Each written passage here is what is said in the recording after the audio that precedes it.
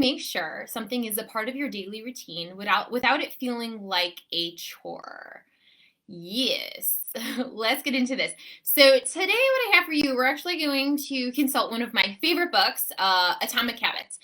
And um, James Clear made this diagram in the book, basically showing how a habit happens, how a habit gets programmed into your brain, like what's going on.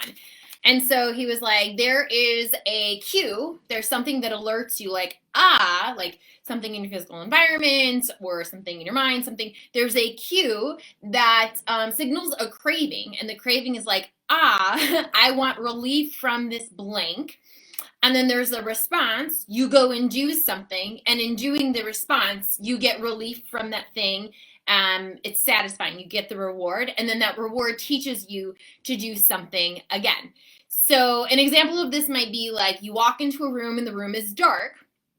There's a cue, the darkness, and you're like, oh, I would really like to be able to see in here. It's dark. So the response you take is you turn on the light switch. The light turns on and you've gotten relief from this darkness, and you've learned, when it is dark, I will turn on a light and that will brighten the room. And so that's what happens. So basically what I've done for myself, and I do with clients, and it's in the self-care workbook, is take these 4 points, and let's bring some mindfulness to it. Let's bring some intentional attention, and let's use it as a journal prompt. Now, what writing this out is going to do for you is get into your head a little bit and not just be like, oh man, I'm not doing that thing that I said I wanted to do, because it kind of feels like a chore. It's like, okay, cool, let's make it not feel so much like a chore. Let's make it attractive. So James Clear says, if you want to start doing something, make sure that it's attractive, and doing that will really help you actually follow through with it. So what I have in the workbook is, think about the gross feeling that you're experiencing, the negative feeling, the gross feeling. So when I was talking about the light in the room, it's like, oh my gosh, it's dark. I'm panicky. Oh my gosh, I don't know what's going on. Let me turn on the light, because that's going to relieve that panic. I want to be able to see, right? Think about the gross feeling that you are experiencing, the negative feeling, whatever, it can be physical or emotional. Think about the good feeling, the thing that you would like to be experiencing, and then the aspirational identity. I think if we can hit those 3 points, things will start to be more attractive. And I'm going to go through an example, don't worry. I also think this is kind of a side note, but like pairing music or a podcast can really help increase the chances that you do something that you don't actually want to do. I also think it's really important to make sure that the steps are easy and they're already written out. So you don't have to think about like, oh my gosh, what am I supposed to do? I know for me, when I get into my head, my anxiety pops up. It's like I feel overwhelmed. That's my default. Oh my gosh, I won't know how to do this. I'm so overwhelmed. I'll just go sit on the couch. That's so much easier. Okay? If I have the steps written out, that relieves a lot of my anxiety, that relieves a lot of my overwhelm, because it's like, Jacqueline, you don't even have to think about what to do because it's written on the paper. All you need to do is look and see what the steps are, do them, and cross that off. That helps me relieve a lot of anxiety. That helps me relieve a lot of overwhelm when it comes to these habits. I think it's really important to do them for a short period of time. I don't care what your personal trainer says. I don't care what your gym membership says. You don't need to work out for 60 minutes. If you can get yourself to work out for 15 minutes, and that's where you start, that's great. That's all I do. I do 15-minute workouts. I do a 15-minute workout in the morning. I take the dog for a walk, and then maybe at the end of the night, I'll do a 15-minute bike ride while we're watching television. But I'm just constantly doing 15-minute workouts. I very rarely do a 60-minute workout. I don't have the attention span on my own. When I go to a class, sure, when the pandemic is over and I can be at a group fitness class, for sure. Having that person right next to me helps me be able to do something longer, but on my own, how am I going to make this not feel so much like a chore? I'm going to make sure that I'm only doing it for a short period of time. And then the last thing, in order to make it satisfying, because a lot of things don't feel so satisfying, we don't actually want to start this thing again.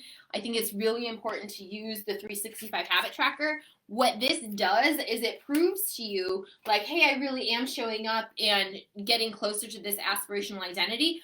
I might not see the external changes yet, but showing up, like crossing that off, coloring that in is so helpful.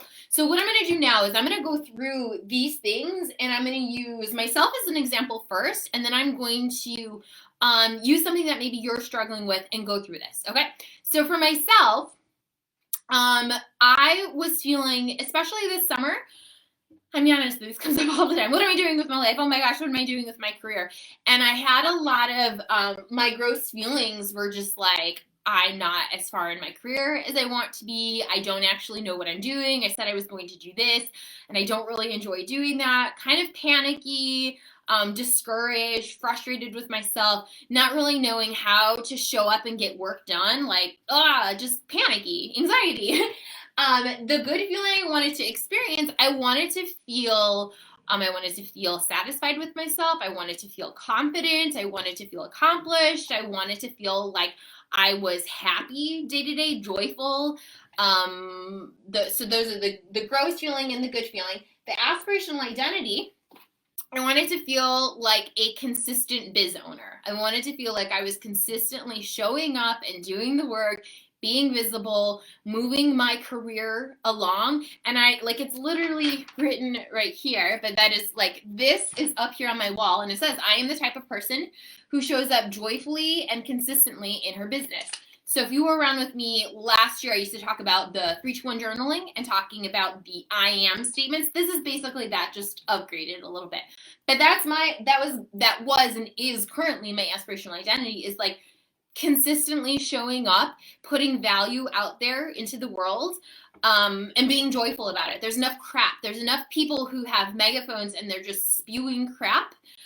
We need more people who are spewing some things. Spewing is not the right word, but have a microphone and they are sharing things that are helpful messages. And so that is the aspirational identity that I have. Now, as someone who is not naturally confident or naturally like a go-getter or super enthusiastic, I need to pump myself up a little bit. I need to make what I'm about to do attractive. And one of the ways that I do that is I pump myself up with some music or a podcast. Just as I was making the notes for recording this video, I had on, I'll play spa music, or I have on instrumental pop covers. Those are the 2 big stations on Spotify that I listen to. What that does is it helps, just like changes my mood. It helps me feel better. It helps me like move my body with some music instead of just staying in my head and listening to these, self-limiting thoughts, right? So those are some ways that I make it attractive. How do I make it easy, and how do I help it not feel so much like a chore? I have steps written out already. When it comes to me recording a video, it's literally written out what I do.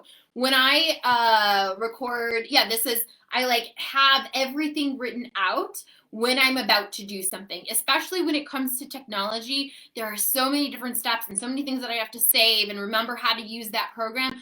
I literally have everything written out. So when I get overwhelmed and I'm like, oh my gosh, I'm not going to know how to do that. There's so much. It's like, Jacqueline, calm down, calm the F down. It's already written out for you.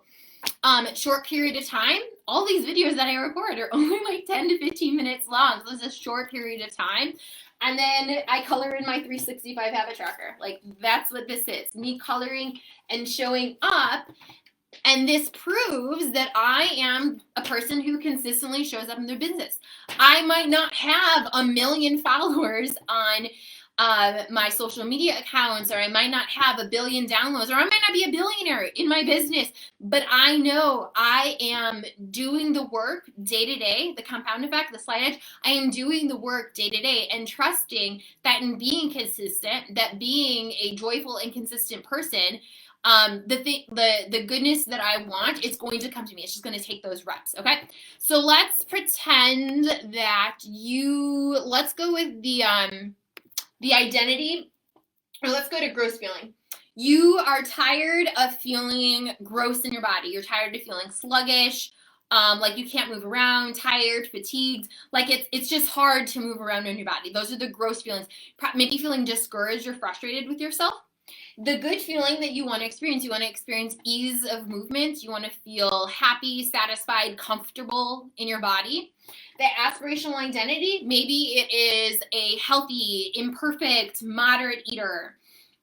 Maybe leaving behind the identity of an all or nothing dieter and just being someone who eats consistently healthy, and that's it. I would suggest, like, okay, cool, music podcast. I guess you can play a music or podcast as you are prepping your salad or your veggie, your plant and protein meal, but like add some joy to this thing. I have steps written out. I literally have for new clients, imperfect eating. This is it. Like all of imperfect eating is on this card. That's it. So when you're like go in your fridge and you're like, oh my gosh, I don't know what to eat. You're like, oh, plants, protein, processed fun food, a little bit, plenty of water and plate. Like it's there. You don't have to fret. Like, what am I supposed to prepare? It's literally right here. Or when you're going to the grocery store, oh my gosh, make sure that I'm getting these things so I can prep these meals. Short period of time, keep it easy. If you are trying to be a healthy, moderate, imperfect, like consistent eater, you don't need overcomplicated recipes. You don't need overcomplicated meal plans. You need things that are short and sweet and simple. And that's why building a bowl with like this, it's so simple. You need it to be short and sweet and simple so that you can do it basically anytime. And then, heck yeah, I would color this in. I would definitely color it in like, great. I showed up for myself. I said that I wanted to be a healthy and perfect eater. Look, I just ate lunch. I would, color in the habit 365 habit tracker. That's really important because you might not get any external physical changes or even the internal yet. It might not feel all that different. So you have to remind yourself, actually, these small reps that I'm putting in, they are going to create the life that I want. It's just going to take reps. It's going to take time. Time's not even the right word. We talked about that. A year could go by, but if you don't do the reps, it's not going to change. So putting in the reps, the 365 habit tracker helps you see that visual progress, even if you're not seeing it yet in your life. Okay, so let's use the example over here. Okay, kind of going with that, but we're going to use the running example. The other thing I talk a lot about. But I'm so sick and tired of feeling sluggish. I'm so sick and tired of not having a hobby. I feel bored. I feel like I'm always on social media consuming crap and I don't really have a hobby. I have nothing to talk about besides complaining about everything that's happening in the world. I'm sick and tired of that. I'd like to feel energized. I'd like to have ease of movement in my body. I'd like to have a hobby. I'd like to have something that I'm building and creating. Aspirational identity. Maybe it is just consistent runner. That's it. Consistent runner. Not the fastest runner, not the longest distance runner, just consistent runner. You want to be someone. You leave behind the identity of someone who starts and stops exercise plans, but just consistently moves their body, consistent runner. Music and podcasts, heck yes. You go play the Actually You Are a Real Runner podcast. You could also play This American Life. This actually is what helped me become a long distance runner, playing podcasts, which is why it's so cool to be able to create a podcast as well. But when I was learning to run long distances, I started with music. I started by listening to Pandora. Just had like the free version of Pandora. I would run for a minute and then, I would run for the length of a song and then I think walk for the length of a song. And then maybe the next week it would be like run for 2 songs, walk for a song. I don't know. I just kind of played around with that and that got me going. That got me started with running. And then when I started running longer distances, I started listening to podcasts, 40-minute episodes, 50 minutes, 60 minutes. That was back when the podcast Serial had just come out. I actually listened to Serial while training and then listened to it again while running my first half marathon. So podcast, pairing the thing that you have to do with music or a podcast, that can help make it more attractive. That can help make it more enjoyable. That can help make it less like a chore that you don't want to do. Steps already written out. You literally could write out like, put on sports bra, put on running shoes, grab phone, go run. Like keep it really simple. Short period of time. I told you, you can just run for 3 minutes. That counts. That counts as you being someone who consistently runs. Going back to the easy steps. when I needed to work on doing physical therapy exercises and it was something new and it was something I was not consistent with, I literally wrote them all out. So it's like, it says physical therapy exercises. Okay, it's time in my day to do my physical therapy. Let me grab my card. Let me grab my easy steps so I don't have to think in my head, what am I supposed to do? I don't even have to log on to the physical therapy website, and I don't have to interact with technology and get off track and go to Instagram by accident, quote by accident. It's literally just on this paper. I'm going to set a timer for a minute and I'm going to do monster walks. Then I'm going to set a timer for a minute and do sidewalks. And then I'm going to do bridge. And then I'm going to do clamps. And I would just go through this, right? This helps me make physical therapy not so much like a chore. Again, I'm pairing with music or a podcast. It's written here. I don't have to feel overwhelmed or stressed. And then the last thing, the 365 habit tracker, coloring that in. One thing that I actually printed one of these. This is the new one from 2021. Paul and I are using this, and the habits that I'm tracking when it comes to movement is lifting for 15 minutes. I said that. Biking for 15 minutes. And then even day run. So on even day numbers, so today's the 8th as I'm recording this, I'm going to go for a run. Thank you, Nick Green. I got this idea from my friend Nick Green, who did an odd day run years ago. I'm doing an even day run. Now for me, any amount of running counts. Like the other day I was like, oh shoot, I haven't gone running yet. I ran for a minute and I was wearing like my winter boots and I'm running back and forth on our sidewalk. And then I came in and I was like, yep, I did it. That was a minute. Earlier, I think it was January 2nd or maybe it was December 30th. I don't remember when it was that I started this. I was like, shoot, you said you were going to do this thing. You're working on being a consistent runner, even during cold Chicago winters. And it was dark outside. My husband was like, I really don't want you going outside. I went into our unfinished basement and ran back and forth for 3 minutes. And I was like, yeah, sure, that counts. I'm coloring it in. The goal for me is to just keep showing up. Keep affirming this belief that I am the aspirational identity, keep doing the activities to do that. But I think if you focus on these 7 things, that can help you, do the things, do the new habits and help them feel less like a chore. So I'm going to say them again. Identify that gross feeling you want to get rid of. Identify the good feelings. So that can be physical and emotional feelings. Identify the aspirational identity, pair it with some music or a podcast that you actually like listening to. Write out the easy steps so you don't have to think, you don't have to get overwhelmed. Decrease it to a short period of time. You don't need to do things for 60 minutes. You can just do it for 15 minutes. You can just run for 1 minute and be happy and proud of that. I'm doing it. I don't care. And then the last thing is color in the 365 habit tracker so that it seals the deal in and you're like, hey, I want to keep showing up. This feels good. I want to keep showing up. And remember, if you miss a day, that's not the end of the world unless you make it, unless you add drama to it. I actually have that written up here on the 365 habit tracker. The Black Eyed Peas reminded us, you don't want no drama. No drama. No drama. Remember that. All right. Take care, everyone. I hope this video was helpful. Let me know what stood out to you. This is really important for you and for me. One, it gives me some feedback about what in the videos and what in the podcast you are enjoying and it's been helpful to you. And then it's good for you too, because engaging with the information, it's like, oh shoot, yeah, let me actually think about all of these things that I just consumed and let me figure out how am I going to implement this into my life? How am I going to engage with this information, do something with it? Don't make it just another thing that you consumed, but what are you doing with it? So let me know in the comments. Take care. Can't wait to see you in the next one. Bye.